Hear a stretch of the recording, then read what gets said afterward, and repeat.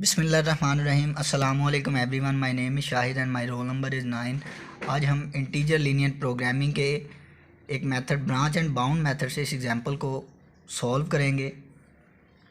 इस एग्जांपल को सबसे पहले हम बाई ग्राफिकल मेथड सॉल्व करेंगे। अगर हमारी x1 और x2 की वैल्यूज़ इंटीजर्स में आ जाती हैं देन हमारा वो ऑप्टिमल सोल्यूशन होगा, और अगर हमारी x1 और x2 की वैल्यूज़ इंटीजर्स में ना आएँ देन हम उनकी फर्दर ब्रांचिंग करेंगे, और जहाँ x1 और x2 की वैल्यूज़ इंटीजर्स में आ जाएंगी देन हम उन्हें वहीं बाउंड कर देंगे और हमारा वो ऑप्टिमल सोल्यूशन आ जाएगा। सबसे पहले हमें maximise profit f equals to 7x1 plus 6x2 दिया है, subject to this one x1 and x2 are integer. लेकिन इस क्वेश्चन को सॉल्व करने से पहले हम ये बात जहन में रखेंगे कि x1 और x2 इंटीजर्स नहीं हैं। इन इक्वेशन से हमने पॉइंट्स निकाले, देन उन पॉइंट से ही ग्राफ बनाया।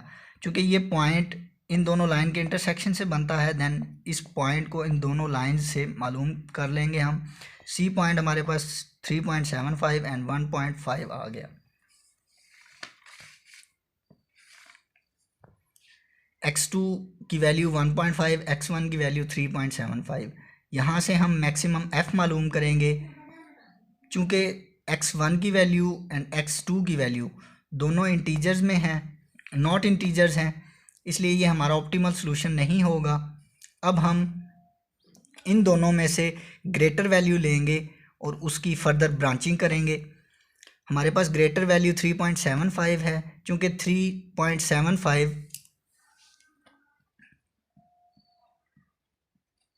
3 और 4 के दरमियान लाई करता है, देन हमारी जो मेन कॉन्स्टेंट्स हैं हम उनके अंदर x1 is less than 3 and x1 is greater than 4 ये ऐड करेंगे और फर्दर इसकी ब्रांचिंग करेंगे। सब प्रॉब्लम 1 के लिए हम x1 इज़ लेस दैन 3 हमारे मेन कॉन्स्टेंट्स के अंदर ऐड करेंगे, और सब प्रॉब्लम 2 के लिए हम मेन कॉन्स्टेंट्स के अंदर x1 is greater than 4 add कर देंगे।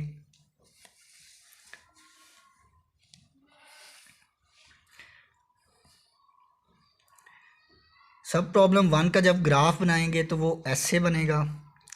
यहाँ हमारे पास ये point and then A B C and D point हमारे पास निकल आए। ये हमारा फिजिबल रीजन होगा। चूँकि ये लाइन लेस देन, ये भी लेस देन, ये भी लेस देन है, देन हमारे पास ये कंडीशन है कि हम ये फिजिबल रीजन ले सकते हैं।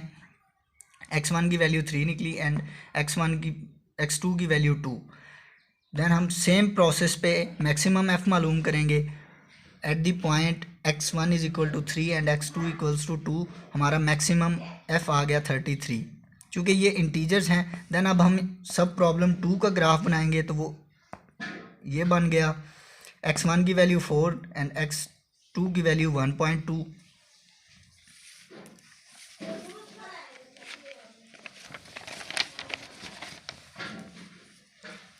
अब सब प्रॉब्लम 2 में मैक्सिमम f 35.2 आ गया and x1 is equal to 4, x2 equals to 1.5। x1 की वैल्यू तो हमारे पास इंटीजर आ गई, लेकिन x2 की वैल्यू नॉट इंटीजर है। देन हम x2 की फर्दर ब्रांचिंग करेंगे। चूँकि 1.2 1 एंड 2 के दरमियान लाई करता है, देन हमारी जो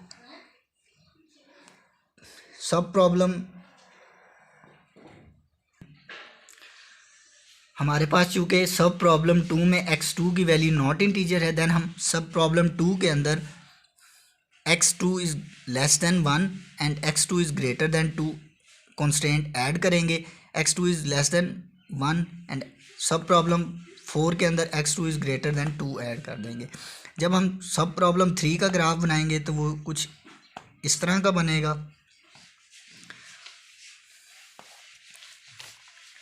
सब प्रॉब्लम 3 में हमारे पास maximum f 35 and x1 equals to 5 and x2 0 आ गया।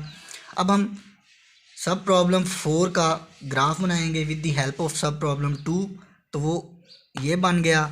चूँकि ये इक्वेशन लेस दैन, ये भी लेस दैन, ये भी, ये ग्रेटर दैन, ये भी ग्रेटर दैन, तो इसका मतलब है हम इस इक्वेशन से इस तरफ ग्राफ बना सकते हैं और इस इक्वेशन से इस तरफ। अगर हम इस लाइन से इस तरफ ग्राफ फिजिबल रीजन लेंगे तो वो ये आना चाहिए, लेकिन इस कंडीशंस को अगर देखें तो इस कंडीशन के मुताबिक हम इस तरफ फिजिबल रीजन ले सकते हैं। देन ये हमारा फिजिबल रीजन नहीं होगा तो ये इनफिजिबल रीजन आ जाएगा। देन हमारे पास सब प्रॉब्लम 3 का जो सॉल्यूशन होगा वो ऑप्टिमल होगा, क्योंकि x1 की वैल्यू भी नॉट इंटीजर है और x2 की वैल्यू भी इंटीजर है। देन हमारा मैक्सिमम F35 आ जाएगा एट x = 1 एंड x2 = 0।